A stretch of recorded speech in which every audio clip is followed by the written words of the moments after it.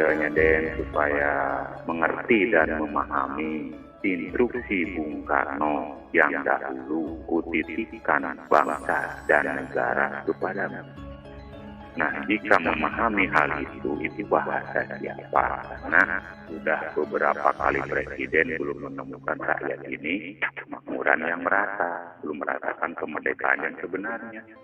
Nah, kemerdekaan ini ialah hak segala bangsa. Berarti kan alam dan isinya, bukan manusianya saja. Manusia itu hanya pelaku yang melaksanakan tugasnya untuk memerdekakan bangsa negaranya. Jadi dulu mungkin Bung Karno seorang presiden dan seorang khalifah pembawa kerasulan. Seorang Soekarno dulu sebagai presiden kan dia nggak ngomong-ngomong harta, nggak bangga harta, nggak sombong dengan harta, karena harta beliau itu hanya rakyatnya. Waktu terusir dari istana, apa yang dibawa? Cuma pakaian-pakaian anak-anaknya saja dan sebagainya.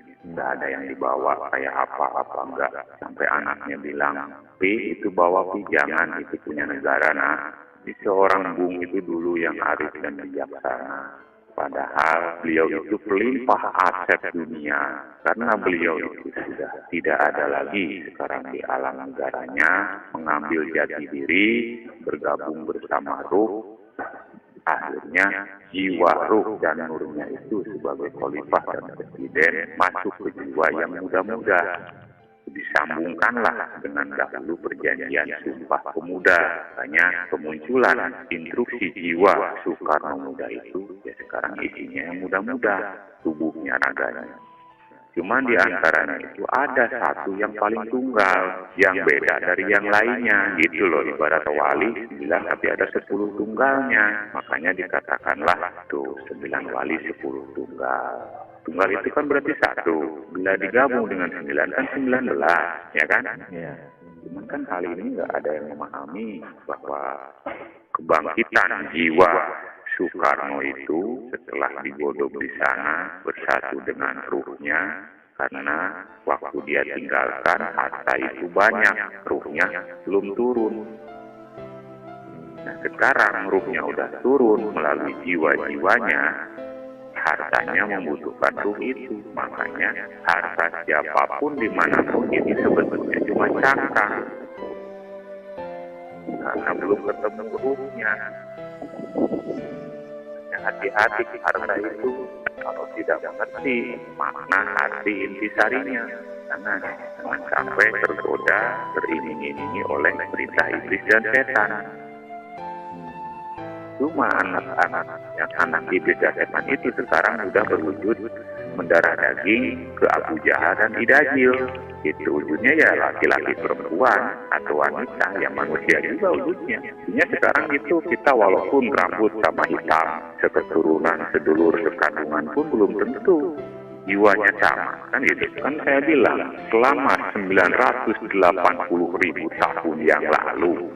Nah, kalau 980.000 tahun yang lalu udah berapa keturunan? Sedangkan sekarang usia orang-orang sekarang ini paling tinggi kan 70 tahun, 80 tahun. Nah, kalau udah sekian udah berapa? Udah 100 kali keturunan. Aku terhianati, tersisalah waktu 20 tahun. Karena 20 itu sifatnya. Dari mana dia ambil 20 itu? Isa 20, Muhammad 20.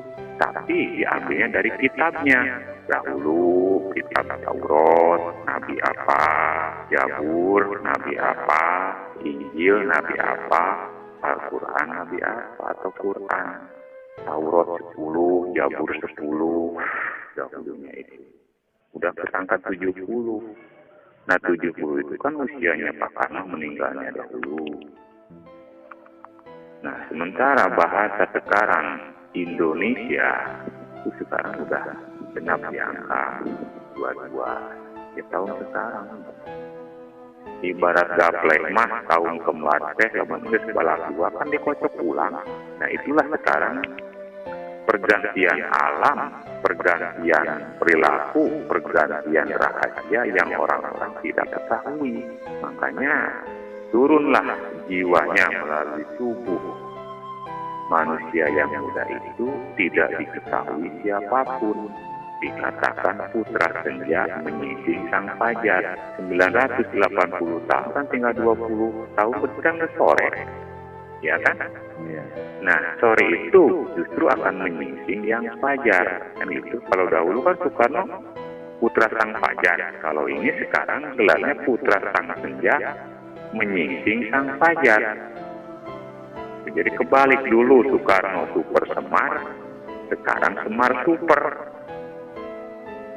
Tapi kita hanya menyambungkan daripada waktu-waktu yang dirahasiakan yang orang-orang tidak mengetahui karena kesibukan mereka dengan kehidupan.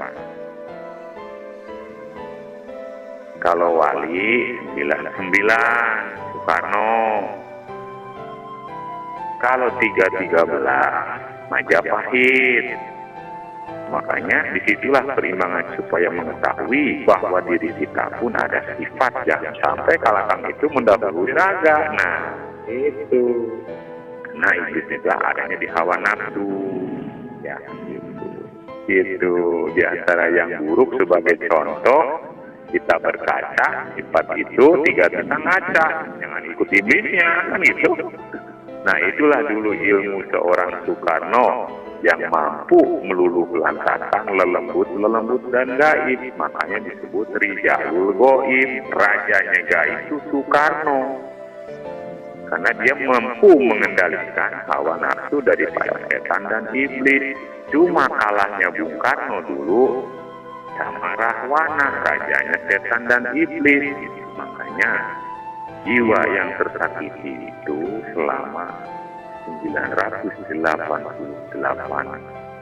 tahun yang lalu adalah tubuh yang tersakiti.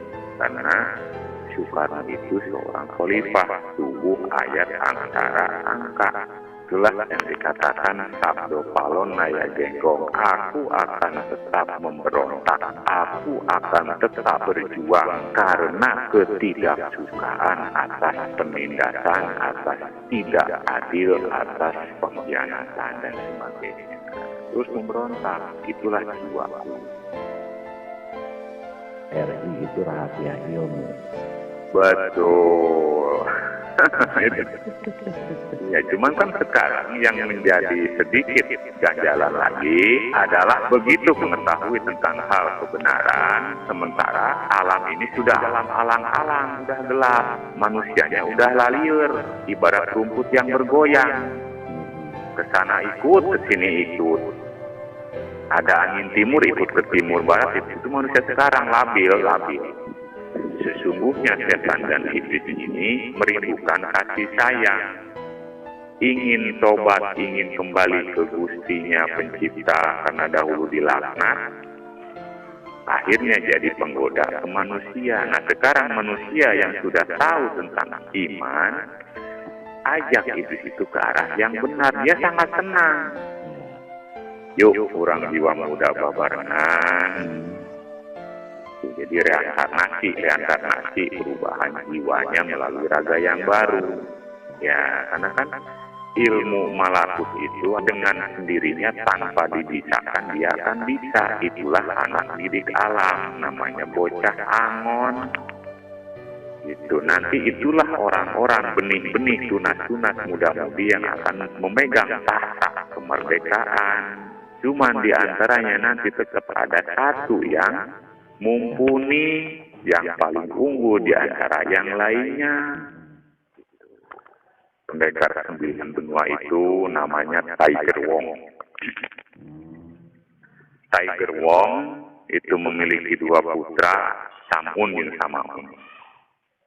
Sasun Samaun. Saking saktinya itu Tiger Wong, tidak pilih tanding, akhirnya bunuh diri sendiri. Kalau bahasa Jepangnya harakiri ya. Akhirnya pedang itu hancur menjadi jat. Itu karena pedang langit.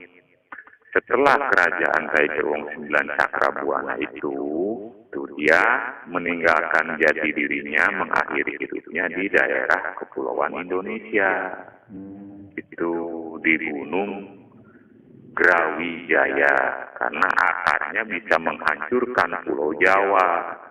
Adalah Taji Malela. adalah Aji Saka, adalah Kebo Pelen, adalah Munding Wangi, adalah Sasari Wangi, adalah Siliwangi. Ya.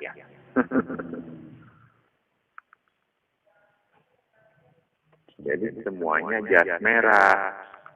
Tapi jas merah kan dulu sejarah, sekarang sudah jasnya lain. Biru, kuning, hijau, putih, hitam. Dan mungkin kamu pun apa yang kamu terima selama ini kepada siapa harus bertanya, kepada siapa harus mengadu kan gitu. Iya, betul. Dan siapa yang mampu menjelaskan. Akhirnya kan atas cuma-cuma kan kalau tidak ada yang sambungannya ketemunya. Karena bumbung 204 sambungan dia harus bersambung, gayung bersambung, bung ketemu bung kan gitu. Iya. Ruas ketemu ruas. Jika tidak ya itu mogol. Negara ini, bangsa ini membutuhkan jiwa-jiwa yang jujur, taat ya dan bersih.